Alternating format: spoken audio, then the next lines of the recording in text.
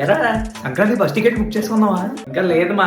ఆ బస్ టికెట్లు ట్రైన్ టికెట్లు చూస్తుంటే మన ఆస్తులు అడుగుతున్నాడు. పనికి మాలినదవా రేట్లలో ఉంటాయని తెలిసినప్పుడు ముందే బుక్ చేసుకొని చావాలి కదా. ఇంకా నువ్వు రాకపోతే మన ఇంట్లో పంటగ ఎలా జరుగుతురా?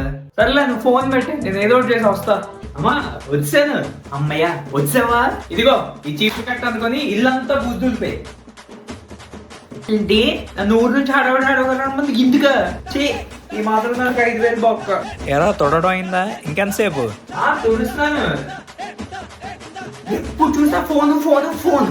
ఇదిగో క్లాత్ తీసుకొని కిందకెళ్ళి బండి వాటర్ వాష్ అయ్యి. ఏంటి ఈ క్లాత్ తీసుకెళ్లి బండి శుభ్రంగా వాటర్ వాష్ చేసి తొడవాలా? ఇదే చెప్పుంటే బండి సర్వీసింగ్ ఇచ్చేది కదా. అయినా నీకు 3 రోజులు సెలవులు ఉన్నాయి కదా, అందుకే సర్వీసింగ్ అవ్వాలా బండి. నేను 3 రోజులు ఖాళీ అని చెప్పి తప్పలేదా? మరి ఇలా సరిపోద్దా సార్? ఒరే నీకు కన్సిల్ చేయడం కూడా రావట్లేదు. నీకు ఎవడరా సాఫ్ట్వేర్ ఉద్యోగం ఇచ్చింది? నేను లేకపోతే పండగ లేదు అంటే ఏంటో అనుకున్నా. ఇదే